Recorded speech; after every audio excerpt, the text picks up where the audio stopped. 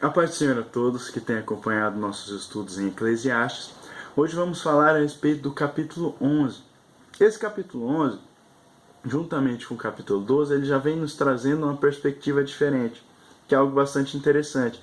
Que Salomão, no final aqui já da sua reflexão a respeito da vida, dos propósitos, do sentido da vida, onde ele demonstrou muitas das suas frustrações e da sua visão pessimista em diversos fatos, nesses dois últimos capítulos ele vem trazendo uma visão mais otimista e vem trazendo diversos conselhos muito interessantes. E é em cima deles que nós vamos falar alguns agora. Já entre os versículos 1 e 3 fala, lança o teu pão sobre as águas. E quando fala de lança o teu pão sobre as águas, nós temos três interpretações que eu achei. A primeira delas fala como se fizesse referência a uma tradição que existia dos egípcios na época, de quando havia a cheia do rio Nilo, algumas áreas ficavam alagadas. Então eles pegavam grãos e jogavam nessas áreas alagadas. Muitos não acreditavam que iria florescer, mas mais para frente, quando aquela água baixava, florescia ali o fruto. E isso levando em perspectiva que o termo hebraico utilizado para pão é o mesmo termo hebraico utilizado para os grãos que formavam esse pão. Outra interpretação que temos é que faria menção ao comércio marítimo pelo Mediterrâneo que Salomão fazia de cereais. E por fim nós temos uma terceira interpretação que seria o simples fato de dar pão aos marinheiros pobres. Independente da interpretação que nós adotarmos, pelo contexto desses três primeiros versículos, há uma questão que é bastante clara. É um conselho que diz, seja uma pessoa generosa, viva generosamente. Não seja uma pessoa egoísta que só pensa nos próprios interesses, mas tente fazer algo pelo próximo. Tente ajudar o próximo. Viver generosamente é muito melhor do que ter essa vida que só pensa em si mesmo. Isso me faz lembrar um filme. É um filme de 2000. Muitas vezes a gente pensa, 2000 faz pouco tempo. Não, já tem 16 anos. Existe uma grande chance de pessoas assistirem esse vídeo e terem idade menor do que esse filme. Enfim, esse filme chama A Corrente do Bem. E ali nesse filme é feito um desafio por um professor e um aluno criam o seguinte jogo.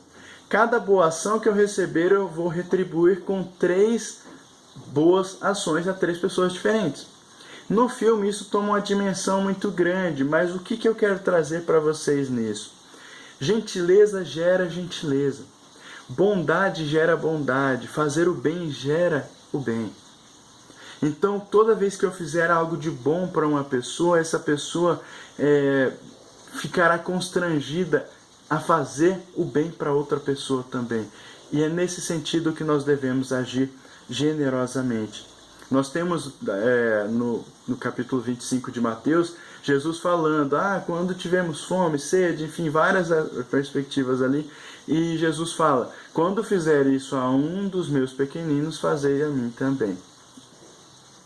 Entre os versículos 4 e 6 temos um entendimento de como ser diligente no trabalho. Nós já falamos um pouco em outros estudos, mas aqui eu quero destacar que uma vida boa ela requer decisão e ação.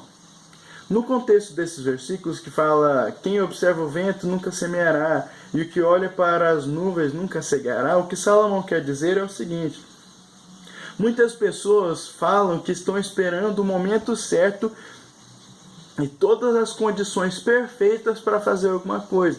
Mas nesse mundo competitivo que nós vivemos, se nós formos esperar pelas condições perfeitas, nós não vamos fazer nada nesse mundo. Alguns utilizam isso como desculpa. Não estou esperando o momento certo para agir. Quando na verdade só está com preguiça de fazer alguma coisa. Então qual que é o conselho? Não espere pelas condições perfeitas, pelo contrário, corra atrás dos seus objetivos, seja ele qual for. Entre os versículos 7 e 8 nós temos, verdadeiramente suave é a luz e agradável é aos olhos ver o sol. E aqui no seguinte sentido, seja uma pessoa alegre, viva a vida alegremente.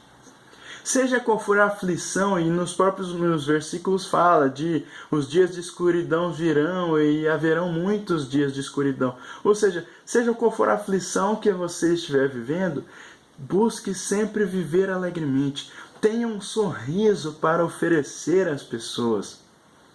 Um sorriso pode fazer toda a diferença na vida de uma pessoa. E por fim, entre os versículos 9 e 10, nós temos falando de por todas essas coisas te trará Deus a juízo. E aqui eu quero trazer um seguinte raciocínio. Existem algumas verdades na nossa vida, alguns fatos que são inevitáveis. Eu quero citar 4 deles. Primeiro, que na juventude nós temos uma energia e uma disposição toda especial para fazer as coisas. Segundo, que essa energia ela diminui com a velhice. Terceiro, que a morte é inevitável. E quarto, que após a morte ou com o arrebatamento nós deveremos prestar conta daquilo que nós fazemos aqui na Terra. Nesse sentido todo, qual que é o problema? Muitas vezes nós, na nossa juventude, por causa da intensidade com que vivemos a alegria e os prazeres e o que a vida nos fornece, nós esquecemos desses 3 últimos aspectos. Ou seja, nós vivemos de uma forma que nós esquecemos que um dia a nossa energia e disposição vai diminuir, um dia nós vamos morrer e o principal, nós temos que prestar conta daquilo que nós fazemos aqui na Terra. Nós queremos viver o hoje como se não houvesse amanhã, quando na verdade nós temos que viver o hoje com a perspectiva do amanhã. Sabendo que o que nós fazemos hoje determinará a minha vida amanhã, o que eu viver hoje determinará como eu serei amanhã. Isso em todos os aspectos da nossa vida, desde a parte profissional, de estudos e tudo mais, até a parte principal, que é a nossa vida espiritual e a nossa salvação. A forma como eu viver hoje, as coisas que eu fizer hoje, determinarão a minha salvação ou não amanhã. Então não sejamos pessoas irresponsáveis que vamos viver o hoje como se só existisse o hoje, esquecendo a perspectiva dessa prestação de contas. É nesse sentido todo que tem aqui esse conselho.